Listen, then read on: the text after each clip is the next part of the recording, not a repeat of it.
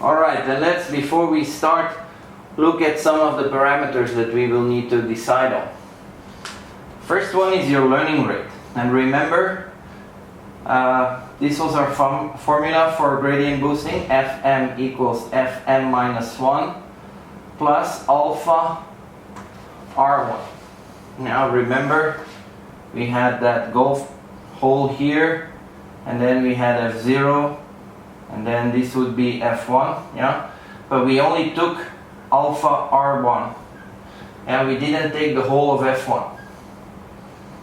And we take all these little pieces to basically converge to the whole. Learning rate, I would say somewhere between 0.01 and 1. Now, this would be a range that I would advise. Then N estimators, that is basically your M. Yeah? It's the number of trees. The number of trees that you want to fit on the residuals. That's the big M. Then the maximum depth is to avoid overfitting. Yeah? And you don't want to go all the way, because when you go all the way you're clearly overfitting. Minimum child weight, well, basically if you end up, and this has 7 items in that leaf. If your minimum child weight is 5, yeah, you're just gonna continue to split.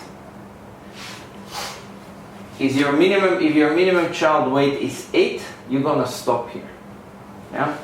So this is also avoid overfitting.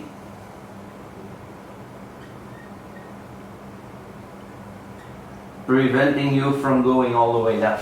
Yeah. Then subsample and call sample. Subsample is basically like in bagging, where you have dataset D. We're actually gonna make several data sets. You're gonna sample. Yeah. This is also to avoid. This is to fight variance or overfitting. And then we have call sample by tree. Remember that we had this feature in random forest. So you split on K features of the D features. Yeah. So here also is to bring randomness to the process. So you're gonna sample what features you're gonna use in every split. And then gamma is your regularization parameter.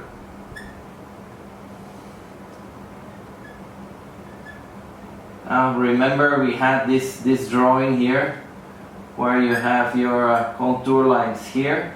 Well, gamma is your regularization parameter that actually will simplify your model.